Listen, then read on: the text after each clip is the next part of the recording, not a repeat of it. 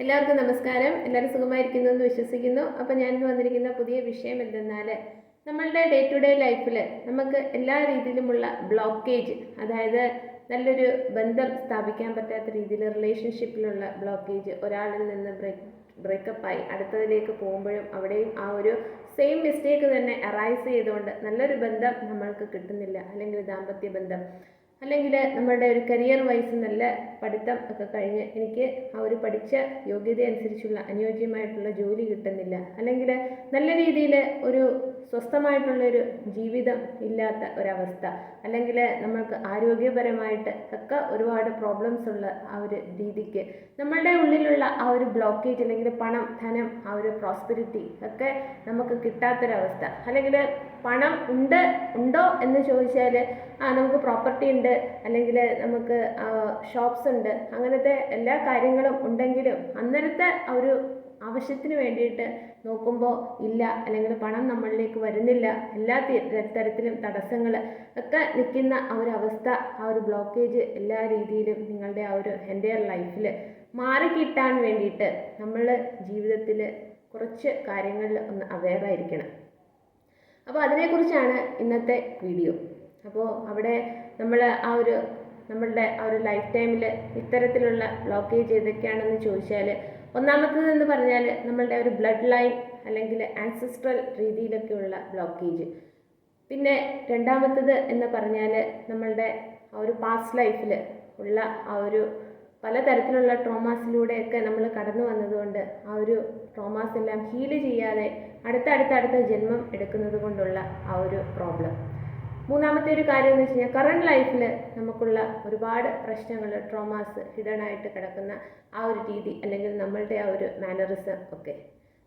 നാലാമത്തെ ഒരു കാര്യം എന്ന് പറഞ്ഞാൽ, നമ്മൾ ഈ ജീവിക്കുന്ന ഒരു ഗ്ലോബൽ പ്ലാനറ്റ് എന്ന് പറയുന്ന ഭൂമി എന്ന് പറയുന്ന അവിടെ നമ്മൾ ചെയ്യേണ്ട ചില കാര്യങ്ങൾക്കൊക്കെ അൺഅവെയറായിട്ട് നിൽക്കുന്ന ഈ ഒരു 4 കാര്യങ്ങൾ മെയിൻലി അത്തരത്തിൽ നമ്മൾ ഒന്ന് റിസോൾവ് ചെയ്യാനൊക്കെ ശ്രമിച്ചാൽ നമ്മളുടെ ആ ഒരു എല്ലാ തരത്തിലും എല്ലാ ആംഗിളിലും ഉള്ള നമ്മളുടെ ഒരു ഗ്രോത്തിന് വേണ്ടിയിട്ട് എല്ലാ അബണ്ടൻസും പ്രോസ്പെരിറ്റിയും നല്ല എനർജിയും ഗുഡ് ഹെൽത്തും വെൽത്തും നല്ല ജോലിയും ഒക്കെ കിട്ടിക്കൊണ്ട് നല്ല റിലേഷൻഷിപ്പ് ഒക്കെ കിട്ടിക്കൊണ്ട് മുന്നോട്ട് പോകാനായിട്ടൊക്കെ നിങ്ങളെ സഹായിക്കും. അപ്പോൾ വീഡിയോ മുഴുവനായിട്ടൊന്ന് കാണാൻ ശ്രമിക്കുക. ആദ്യമായിട്ടാണ് ഈ വീഡിയോ അല്ലെങ്കിൽ ചാനൽ കാണുന്നതെങ്കിൽ ഒന്ന് സബ്സ്ക്രൈബ് ചെയ്യുക, കമൻറ്റ് ചെയ്യുക, ഷെയർ ചെയ്യുക. അപ്പോൾ എൻ്റെ സബ്സ്ക്രൈബേഴ്സ്, വ്യൂവേഴ്സ് ആയിട്ടുള്ള ഓരോ വ്യക്തികളോടും ഈശ്വരൻ്റെ നാമത്തിൽ എൻ്റെ ഹൃദയത്തിൻ്റെ ഭാഷയിൽ നന്ദി പറയുകയാണ്. നിങ്ങളുടെ ആ ഒരു സപ്പോർട്ടിനും മോട്ടിവേഷനും നല്ല സജഷനും പ്രോത്സാഹനവും ഒക്കെ തന്നെ എന്നെ മുന്നോട്ട് നയിക്കുന്നതിന്. അപ്പോൾ ഇവിടെ ആദ്യമായിട്ട് നമ്മൾ മനസ്സിലാക്കേണ്ട കാര്യം, നമ്മളുടെ പൂർവികർ, നമ്മൾ ഓരോ ജനറേഷൻ വൈസ് ഇങ്ങോട്ട് വരുമ്പോൾ എന്നാ ചോദിക്കും, നേരത്തെ മൺമറഞ്ഞു പോയ വ്യക്തികളെ ഒരു ജനറേഷൻ അല്ലെങ്കിൽ അതിന് മുന്നത്തെ ജനറേഷനെ കുറിച്ചൊക്കെ മാത്രമേ നമ്മൾക്ക് അറിവുള്ളൂ, അതിനപ്പുറത്തേക്കൊന്നും നമുക്കറിഞ്ഞുകൂടാ. അതിൽ തന്നെ പല ആളുകളും മരണപ്പെട്ടത് എങ്ങനെയാണ്, അല്ലെങ്കിൽ ജീവിച്ചു എന്ന ജീവിതശൈലി എങ്ങനെയാണെന്ന് ചോദിച്ചാൽ അതൊന്നും നമ്മൾക്കറിയില്ല. പക്ഷേ അവിടെ ആ ഒരു ഘട്ടത്തിലൊക്കെ ജീവിച്ച് പോയ പല പൂർവികരും അവർ ചിലപ്പം അകാലത്തിന് മരണപ്പെട്ടവരാവാം, അല്ലെങ്കിൽ അവരെ ഏതെങ്കിലുമൊക്കെ രീതിയിൽ കൊന്നുകളയുകയോ അല്ലെങ്കിൽ അങ്ങനെയൊക്കെ ഭയപ്പെടുത്തിയും ഒക്കെ മരണം സംഭവിച്ചു പോയതാവാം, അല്ലെങ്കിൽ അവരുടേതായിട്ടുള്ളൊരു ഫുൾഫിൽഡ് രീതിയിൽ അവർക്ക് ജീവിക്കാനായിട്ട് സാധിച്ചില്ല, അല്ലെങ്കിൽ അവർക്ക് ആഗ്രഹങ്ങൾ പൂർത്തീകരിക്കാതെ ആ ഒരു ജന്മം നഷ്ടപ്പെട്ടു പോവുകയൊക്കെ ചെയ്യുമ്പോൾ ആ ഒരു സോളിൻ്റെ എനർജി നമ്മൾ ആ ഒരു രീതിയിലൊന്നും നമ്മളുടെ ആ ഒരു കുടുംബത്തിൽ നിന്ന് വിട്ടുപോകില്ല. അപ്പോൾ അടുത്തടുത്ത ജനറേഷൻ വരുമ്പോൾ സമയത്ത് ഒരു സോള് കഴിയുമ്പോൾ 7 ജന്മങ്ങളിലേക്ക് അതിൻ്റെ ആ ഒരു എനർജി ലെവൽ നിൽക്കും എന്നൊക്കെ പറയപ്പെടുന്നു. അപ്പോൾ അങ്ങനെ ആകുമ്പോൾ ചിലപ്പോൾ ഓരോ ജനറേഷൻ കഴിയുമ്പോൾ നിങ്ങളിലേക്കായിരിക്കും ആ ഒരു സോളിന് ചിലപ്പോൾ എനർജി വൈസ് ഒരു അറ്റാച്ച്മെൻ്റ് ഉണ്ടെങ്കിൽ അവരുടെ ആ ഒരു എനർജി ഇങ്ങനെ നമ്മളെ ഇങ്ങനെ പുഷ് ചെയ്യും. കാരണം നമ്മളുടെ ആ ഒരു ഗ്രോത്തിനെയൊക്കെ ബ്ലോക്ക് ചെയ്തുകൊണ്ട് അവരുടെ ഒരു എനർജി വെച്ചിട്ട് അവരുടെ ആ ഒരു വിഷമം മാറിക്കിട്ടിയില്ല, അല്ലെങ്കിൽ നേരത്തെ മരണപ്പെട്ടു പോയി, അല്ലെങ്കിൽ ഇങ്ങനത്തെ ആഗ്രഹങ്ങളൊന്നും എനിക്ക് ജീവിതത്തിൽ ജീവിച്ചിരുന്ന കാലഘട്ടത്തിൽ നടന്നില്ല എന്നുള്ള രീതിയിൽ ആ ഒരു സോള് നമ്മളെ ഇങ്ങനെ ഡിസ്റ്റർബ് ചെയ്തുകൊണ്ടിരിക്കുമ്പോൾ, ജീവിച്ചിരിക്കുമ്പോൾ ബന്ധുക്കൾ എന്ന് പറയുന്നത് മരണപ്പെട്ട് കഴിയുമ്പോൾ ബന്ധുവല്ല, ആത്മാവ്. അപ്പോൾ ആ ഒരു രീതിയിലൊക്കെ നമ്മളെ ഇങ്ങനെ ഡിസ്റ്റർബ് ചെയ്യുമ്പോൾ അതെല്ലാം നമ്മളുടെ ഒരു വളർച്ചയ്ക്കും ഉയർച്ചയ്ക്കും അല്ലെങ്കിൽ നമ്മളുടെ എനർജിക്ക് വളരെ ബ്ലോക്കേജ് ആയിട്ട് നിൽക്കും. അപ്പോൾ ആ ഒരു രീതിയിൽ നമ്മളുടെ ബ്ലഡ് ലൈൻ അല്ലെങ്കിൽ ആൻസിസ്റ്റേഴ്സിന് എല്ലാവർക്കും വേണ്ടിയിട്ട് ആരൊക്കെയാണെന്നുള്ള ഒരു ഡിസ്കവറിക്കൊന്നും നമ്മൾ പോകണ്ട. അതിന് പകരം നമ്മളുടെ വീടിൻ്റെ അടുത്തുള്ള ഏതെങ്കിലും ദേവാലയങ്ങൾ, നിങ്ങളുടെ മതപരമായിട്ടുള്ള ഏത് ദേവാലയമായാലും അല്ലെങ്കിൽ കുടുംബപരമായിട്ടുള്ള ഏതെങ്കിലും ദേവാലയങ്ങളുണ്ടെങ്കിൽ അവിടെയൊക്കെ നമ്മൾ മാസത്തിലൊരിക്കലോ ഒക്കെ പോയി അതിന് വേണ്ടുന്ന എന്തെങ്കിലും വിളക്കോ അല്ലെങ്കിൽ വിളക്ക് തിരി, എണ്ണ അല്ലെങ്കിൽ പുഷ്പം, അങ്ങനത്തെ കാര്യങ്ങളൊക്കെ നമ്മളവിടെ വാങ്ങിച്ചു കൊടുക്കുക. അല്ലെങ്കിൽ അന്നദാനം, അതിന് ഒരുപാട് പൈസ മുടക്കി അന്നദാനം ചെയ്യണമെന്നല്ല, അതിന് പറ്റുന്ന ഏതെങ്കിലുമൊക്കെ ട്രസ്റ്റി അങ്ങനത്തെയൊക്കെ കാര്യങ്ങളുണ്ടെങ്കിൽ നിങ്ങളുടെ കയ്യിലുള്ള തുച്ഛമായ എന്തെങ്കിലും പണം അതിലേക്ക് നിങ്ങളുടെ ഒരു ചാരിറ്റി പോലെ കൊടുക്കുക. അതിനുശേഷം എല്ലാ ദിവസവും നമ്മൾ പ്രാർത്ഥനയുടെ കൂട്ടത്തിൽ നമ്മൾ ഇവർക്ക് വേണ്ടി പ്രാർത്ഥിക്കുക.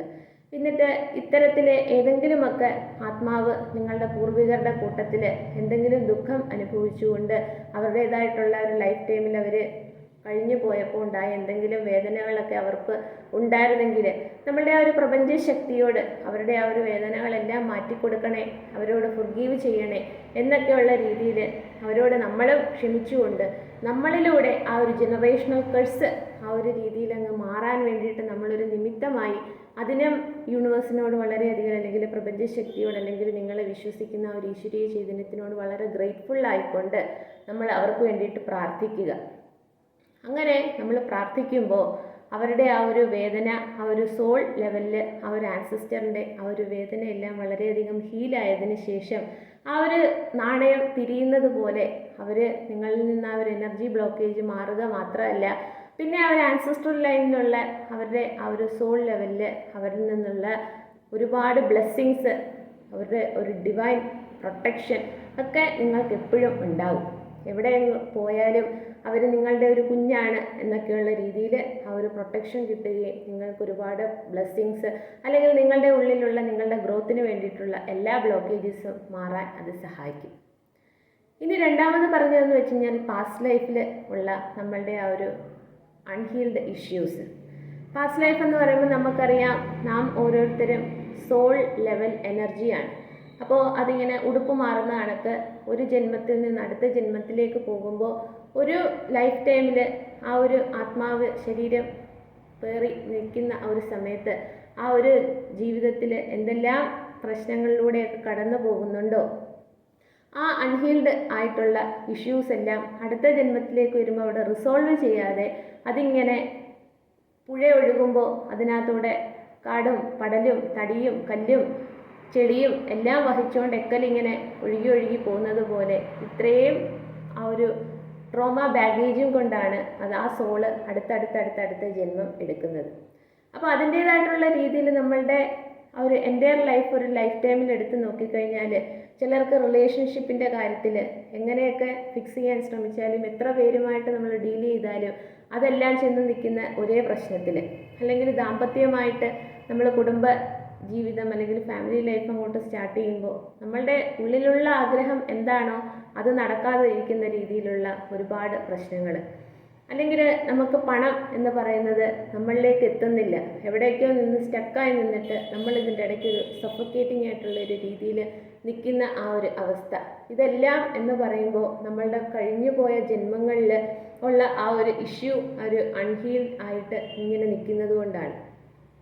അപ്പോൾ നമ്മൾ മനസ്സിലാക്കേണ്ട കാര്യം, നമ്മളൊരു സെൽഫ് ഡിസ്കവറി ഒക്കെ വരുത്തിക്കൊണ്ട് അങ്ങനെ എന്തെങ്കിലുമൊക്കെ ഇഷ്യൂസ് ഉണ്ടെങ്കിൽ, ഇപ്പോൾ നമുക്ക് past life reading, tarot reading ആൾക്കാരുണ്ട്, അല്ലെങ്കിൽ നമുക്ക് മതപരമായിട്ട് ദേവാലയങ്ങളിലൊക്കെ പോയി ഇതുപോലെ പ്രഭാഷണം ചെയ്യുന്ന നല്ല വ്യക്തികളുണ്ട്.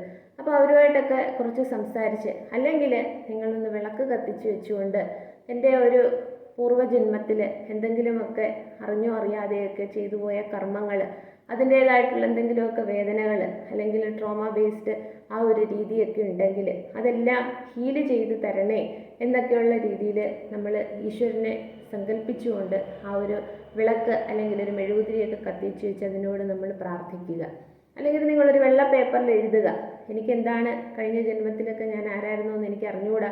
അപ്പോൾ ആ ഒരു രീതിയിൽ എന്തെങ്കിലുമൊക്കെ റിസോൾവ്, അല്ലെങ്കിൽ ഒരിക്കലും തിരുത്താൻ പറ്റാത്ത അല്ലെങ്കിൽ നികത്താൻ പറ്റാത്ത രീതിയിലുള്ള തെറ്റുകൾ ഒക്കെ ഞാൻ ചെയ്ത് അത്രയും മുറിവേറ്റ് എൻ്റെ സോൾ ഇരിക്കുന്നെങ്കിൽ ആ ഒരു രീതിയിൽ അതിനെല്ലാം മാറ്റിക്കൊണ്ട് ഈ ഒരു ലൈഫ് ടൈമിൽ എൻ്റെ എല്ലാ ബ്ലോക്കേജും മാറ്റിക്കൊണ്ട് എനർജി, ആ ഒരു പ്രാണിക് എനർജി എന്ന് പറയുന്നത് ടു ആൻഡ് ഫ്രോ ഇങ്ങനെ ഒഴുകാനായിട്ട് എന്നെ സഹായിക്കണം എന്നൊക്കെയുള്ള രീതിയിൽ നിങ്ങളത് ചെയ്യുക.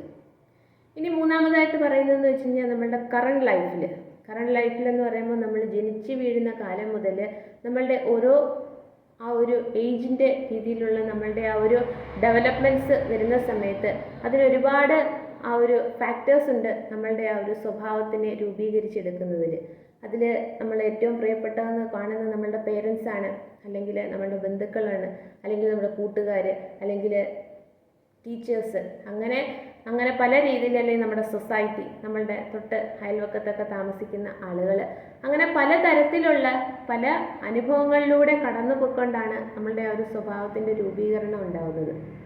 അപ്പോൾ പല അനുഭവങ്ങളും നമ്മളുടെ ജീവിതത്തിൽ വരുമ്പോൾ അതൊരു ലൈഫ് ലെസൺ ആണെന്ന് മനസ്സിലാക്കിക്കൊണ്ട് നമ്മൾ അവിടെ എല്ലാം ആ ഒരു പ്രശ്നത്തിനെ സോൾവ് ചെയ്ത് മുന്നോട്ട് പോകുന്നില്ല. ഒരു തരത്തിൽ നമുക്കതിനെക്കുറിച്ചൊന്നും നമുക്കറിയില്ല, അവെയറല്ല. അപ്പോൾ അതിനെ ഇങ്ങനെ വഹിച്ച് അങ്ങോട്ട് പോകുന്ന സമയത്ത് എനിക്ക് എന്തെല്ലാം ജീവിതാനുഭവം കിട്ടിയോ അതൊരു പാഠമാക്കിക്കൊണ്ട് അതിൽ നിന്നുകൊണ്ടാണ്, ആ ഒരു തീച്ചൂളയിൽ നിന്നുകൊണ്ടാണ് ഞാൻ ജീവിക്കുന്നതും മറ്റുള്ളവർക്കും അതേ രീതിയിലുള്ള അനുഭവങ്ങൾ ഞാൻ കൊടുക്കുന്നത്. പക്ഷേ അതിന് പകരം നമ്മൾ ചെയ്യേണ്ട കാര്യമെന്ന് വെച്ചാൽ, നമ്മൾ ജീവിതത്തിൻ്റെ ഒരു ഘട്ടം എത്തുമ്പോൾ ഇതുപോലത്തെ പല റിയലൈസേഷനും ഉണ്ടാകുമ്പോൾ, അല്ലെങ്കിൽ ഈശ്വരൻ എന്താണ്, പ്രപഞ്ചശക്തി എന്താണെന്നൊക്കെ മനസ്സിലാക്കാനായിട്ടൊരു ശ്രമം നടത്തുമ്പോൾ നമ്മളുടെ ഉള്ളിലുള്ള ഇതുപോലത്തെ ചൈൽഡ്ഹുഡ് ട്രോമാസ് തൊട്ട് അല്ലെങ്കിൽ ഹിഡനായിട്ട് കിടക്കുന്ന ഒരുപാട് വേദന തോന്നിക്കുന്ന കാര്യങ്ങളെല്ലാം നമ്മൾ ഫിക്സ് ചെയ്യാനായിട്ട്, ഹീൽ ചെയ്യാനായിട്ടൊരു ശ്രമം നടത്തുക. അതിന് വേണ്ടിയിട്ട് കുറച്ച് നേരം മെഡിറ്റേഷൻ അല്ലെങ്കിൽ ഒരു ബ്രീത്തിങ് എക്സസൈസ് ഒക്കെ ചെയ്ത് നമ്മൾ പലതിനെയും ഫൊർഗീവ് ചെയ്യുക, ക്ഷമ കൊടുക്കുകയും ക്ഷമ വാങ്ങിക്കുകയും ചെയ്യാനുള്ള ഒരു തുറന്ന മനസ്ഥിതി, തുറന്ന ഹൃദയം നമ്മൾ ആ ഒരു രീതിയിലേക്ക് നമ്മളെ തന്നെ ഒന്ന് ഉയർത്തിയെടുക്കുക. അതിനുശേഷം നമ്മൾ ആ ഒരു പ്രപഞ്ചശക്തിയിൽ അത്രയും ഗ്രേറ്റ്ഫുള്ളായി നിന്നുകൊണ്ട് നമ്മളുടെ ആ ഒരു ട്രോമ ആയിട്ടുള്ള കാര്യങ്ങൾ, അല്ലെങ്കിൽ നമ്മളുടെ ആ ഒരു ഇമോഷൻസ്, അല്ലെങ്കിൽ ഫിസിക്കലി, മെൻ്റലി, ഇമോഷണലി, സ്പിരിച്വലി എല്ലാ രീതിയിലും വളരെ ബാലൻസ്ഡ് ആയിട്ട് നിൽക്കാൻ വേണ്ടിയിട്ട് സെൽഫ് ഡിസിപ്ലിനോടുകൂടി മെച്യൂരിറ്റി ആയിട്ട് നമുക്ക് കാര്യങ്ങളെ നോക്കിക്കാണാനായിട്ടൊക്കെ വേണ്ടിയിട്ട് നമ്മളുടെ ആ ഒരു എനർജി ലെവലിനെ ഉയർത്താൻ വേണ്ടിയിട്ട് ശ്രമിക്കുക. അപ്പോൾ നമ്മളുടെ ആ ഒരു ഉള്ളിൽ കിടക്കുന്ന ആ ഒരു വിഷമങ്ങളെല്ലാം ഹീൽ ചെയ്ത് ഒരു സ്റ്റേബിൾ കണ്ടീഷൻ എത്തുമ്പോൾ ഓട്ടോമാറ്റിക്കായിട്ട് നമ്മൾക്ക് ഒരുപാട് മാറ്റങ്ങളുണ്ടാവും. നമ്മളെന്ന് പറയുന്ന ഒരു പൂവാണെങ്കിൽ അതിൻ്റെ ആ ഒരു പഴയ ഇതളുകളെല്ലാം പൊഴിഞ്ഞു പോയതിന് ശേഷം ആ ഒരു പ്രപഞ്ചശക്തിയുടെ സഹായം കൊണ്ട് പുതിയ ഒരു മുകുളം പോലെ വന്ന് അതിൽ പുതിയ ഇതളുകൾ കിളിച്ച് ഒരു പുതിയ പൂവായി മാറുന്നത് പോലെ നമുക്കും നമ്മളുടെ ഒരു മാറ്റം ഉണ്ടാവുമ്പോൾ ജീവിതത്തിനെ നോക്കിക്കാണുന്നത്, ജീവിതത്തിനോടുള്ള കാഴ്ചപ്പാട്, മറ്റുള്ളവരിലോടുള്ള കാഴ്ചപ്പാടൊക്കെ നമുക്കങ്ങ് മാറി മറിയുമ്പോൾ ഈ ബ്ലോക്കേജ് എല്ലാം മാറി അബണ്ടൻസ്, ബ്ലെസ്സിങ്സ് ഒക്കെ ആ ഒരു പ്രപഞ്ചശക്തിയുടെ ഭാഗത്തുനിന്ന് നമുക്കിങ്ങനെ കിട്ടിക്കൊണ്ടേയിരിക്കും. ഇനി നാലാമത് പറഞ്ഞൊരു കാര്യം എന്ന് വെച്ച് കഴിഞ്ഞാൽ ആ ഒരു ഗ്ലോബൽ പ്ലാനറ്റിനെ കുറിച്ചാണ്. അപ്പോൾ നമുക്ക് ഈ ഒരു ലൈഫ് ടൈമിൽ മനുഷ്യരൂപത്തിൽ ഒരു ജന്മം കിട്ടിയത് തന്നെ അസുലഭമായിട്ടുള്ള ഒരു ഗിഫ്റ്റാണ്. അപ്പോൾ പ്രപഞ്ചശക്തി എന്ന് പറയുന്നത് ഈ ഭൂമിയിലെ എല്ലാ ചരാചരങ്ങളുടെയും സുപ്രീം പേരൻ്റാണെന്ന് ഞാൻ പല വീഡിയോയിലും പറഞ്ഞിട്ടുണ്ട്. അപ്പോൾ ഇവിടെ ജന്മം കൊള്ളുക എന്ന് പറയുമ്പോൾ, നിങ്ങൾ അച്ഛൻ്റെയും അമ്മയുടെയും ഒരു കുഞ്ഞായിട്ട് ജനിക്കുക എന്ന് പറയുമ്പോൾ അവിടെ ഈശ്വരൻ ആ ഒരു കുഞ്ഞിന് വളരാൻ വേണ്ടിയിട്ട് ഒരു സർക്കംസ്റ്റാൻസസ് അവിടെ ക്രിയേറ്റ് ചെയ്ത്, അല്ലെങ്കിൽ ഒരു എക്കോസിസ്റ്റം ക്രിയേറ്റ് ചെയ്ത് കൊടുക്കുന്നു എന്ന് മാത്രമേ ഉള്ളൂ. അത് മാത്രം അല്ലാതെ ബാക്കിയെല്ലാം ആ ഒരു കുഞ്ഞിന്, ഏത് മനുഷ്യനായാലും മൃഗമായാലും ചെടിയായാലും ഒക്കെ വളരാനുള്ള എല്ലാ ലൈഫ് ഫോഴ്സും കൊടുക്കുന്നത് ആ ഒരു പ്രപഞ്ചശക്തിയാണ്. ഓരോ നിമിഷവും എടുക്കുന്ന ശ്വാസം മുതൽ, ശബ്ദം മുതൽ, കാഴ്ച മുതൽ, ആ ഒരു നമ്മളുടെ ആ ഒരു ശരീരത്തിൻ്റെ എല്ലാ തരത്തിലുമുള്ള വികാരങ്ങളാണെങ്കിലും, ആ ഒരു രീതിയിൽ ബോധം എന്ന് പറയുന്ന ഒന്നിലൂടെ നമ്മൾ ജീവിക്കുന്നതാണെങ്കിലും എല്ലാം നമുക്ക് ഉറങ്ങുമ്പോൾ പോലും നമുക്കൊന്നും എന്താ നടന്നതെന്ന് അറിയില്ല.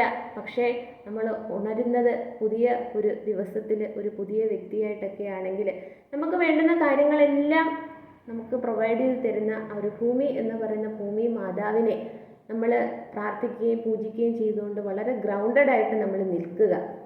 ആ ഒരു ഭൂമിയുടെ ആ ഒരു ഭൂഗുരുത്വം, ആ ഒരു ഇതിൽ നമ്മൾ രണ്ട് കാലം ചവിട്ടി നിൽക്കാനായിട്ടുള്ള ആ ഒരു മഹനീയമായിട്ടുള്ള ആ ഒരു പ്രോസസ്സ് തന്നെ നമുക്ക് ചെയ്തു തരുന്ന ആ ഒരു ഭൂമി മാതാവിനെ നമ്മൾ നമിച്ചുകൊണ്ട് നമ്മളുടെ എല്ലാ തെറ്റുകളും പുറത്ത് എൻ്റെ കർമ്മങ്ങളെല്ലാം ധർമ്മങ്ങളാക്കി തരാൻ വേണ്ടിയിട്ട് നല്ല ചിന്തകളും ഒക്കെ കൊണ്ട് എന്നെ മുന്നോട്ട് നയിക്കണേ, നടത്തണേ എന്നുള്ള രീതിയിൽ നമ്മൾ ആ ഒരു എർത്തലി മാനറിൽ നിന്നുകൊണ്ട് ആ ഒരു പ്രപഞ്ച ശക്തിയിലേക്ക് അല്ലെങ്കിൽ സറണ്ടർ ആവുക, നമ്മളെ തന്നെ അങ്ങ് സറണ്ടർ ചെയ്യുക.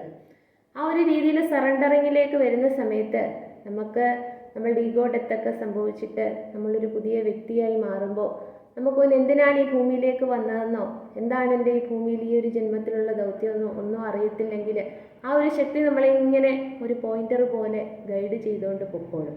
അപ്പോൾ ആ ഒരു രീതിയിൽ നമ്മൾ വളരെ ഗ്രൗണ്ടഡായി സറണ്ടർ ചെയ്ത് നിൽക്കുമ്പോൾ ഓട്ടോമാറ്റിക്കായിട്ട് നമ്മളുടെ ഉള്ളിലുള്ള എല്ലാ നെഗറ്റിവിറ്റിയും അത് പതുക്കെ പതുക്കെ പുറത്തേക്ക് പോയി അത് ഹീലായി നമ്മൾ വളരെ ബാലൻസ്ഡായി, വളരെ ഗ്രൗണ്ടഡായി, വളരെ പീസ്ഫുള്ളായി ഓരോ നിമിഷവും ജീവിക്കാൻ, living in the present moment in a peaceful manner എന്നുള്ളൊരു നിലപാടിലേക്ക് എത്തുമ്പോൾ നമുക്ക് ആ ഒരു abundance, prosperity, good health, good wealth, അല്ലെങ്കിൽ ആ ഒരു നിമിഷവും വളരെ സമാധാനത്തോടു കൂടി ജീവിക്കാൻ, വളരെ പോസിറ്റീവായിട്ടിരിക്കാൻ ഒക്കെ ആ ഒരു ശക്തി നമ്മളെ സഹായിക്കും.